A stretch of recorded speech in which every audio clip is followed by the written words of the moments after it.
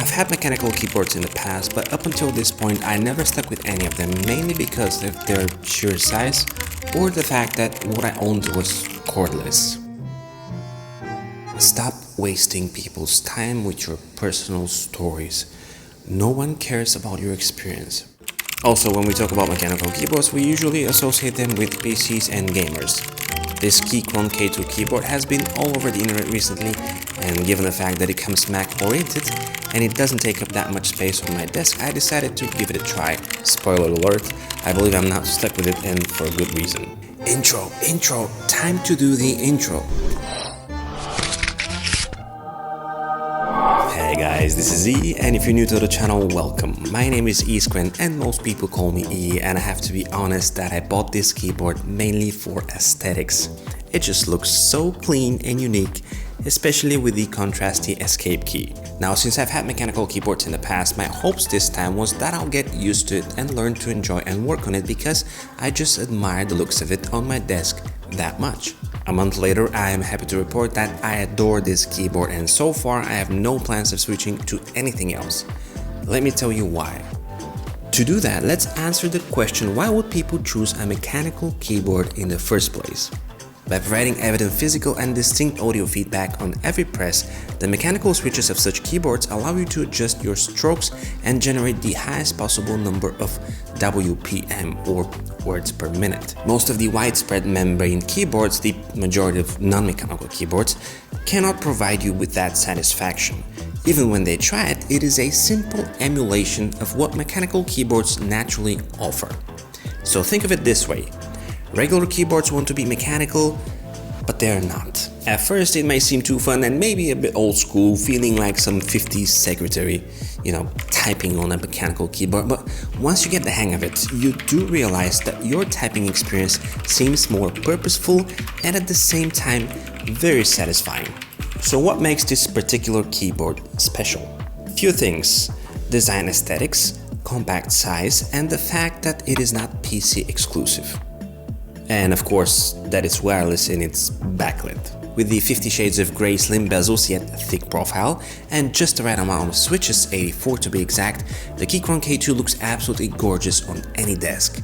In the package you get the keyboard, a USB-C charging cable, extra keys if you want to switch to the PC layout, and keycap extraction tool, at least that's what I call it.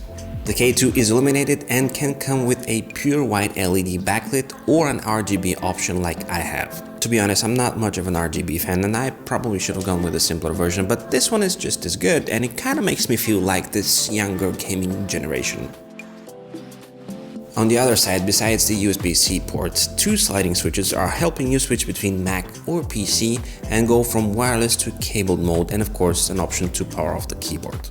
On the bottom, there are collapsible legs that help you raise the body of the keyboard at an angle. On picture, this keyboard looks heavy, but it is lighter than you might think. Although plastic, it is definitely built to last. Now, Keychron offers this keyboard with an aluminum frame for $20 more, but I'm not sure if it's really worth it. This is an excellent multi-device keyboard. You can have up to 3 devices paired with it and switch between them by pressing the function and choose 1, 2 or 3 on the number row. While on wireless mode, the K2 has a battery preservation option which puts the device to sleep when not in use for 10 minutes. This definitely helps with the battery life, which with the RGB turned on is not as long lasting as I'd wanted it to be, even though it has a 4000 mAh battery. So far I tend to charge it every 2 weeks because I have RGB turned on, which is not so bad, but it's not that impressive either. I went for the gate rumble switches because for the most part I work alone and I want to feel the power of each letter as I hammer it down. But if you have colleagues around you, for example, you might be better off with something like red or brown switches as they're not as clicky. What I don't like about this keyboard is the fact that it is very thick. I never thought of it when purchasing it, but it definitely strains your wrists as you try and type on it for extensive periods of time.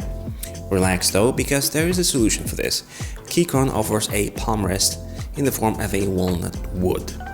Of course, you can go for any other soft touch option on Amazon, a few of which I will link in the description below.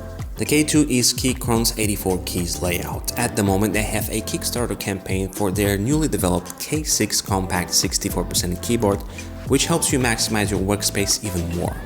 If you're interested, I'll put a link in the description as well. The K2 runs for $69 if you go for the regular white backlit, and $10 more if you choose the RGB version, similar to what I have here. Honestly, for that price, what you get is an extremely durable mechanical keyboard that will surely last you a lot longer than any other standard membrane version. With it, you also have the option to customize it as time goes by, for example, replacing the keycaps with PBT double shot ones, making it even more your own. So if you're like me and you want something compact, wireless, Mac compatible and backlit, then definitely check out Keychron's solutions. If you enjoyed this video, you know what to do. It's been an absolute pleasure. This is Z. Over and out.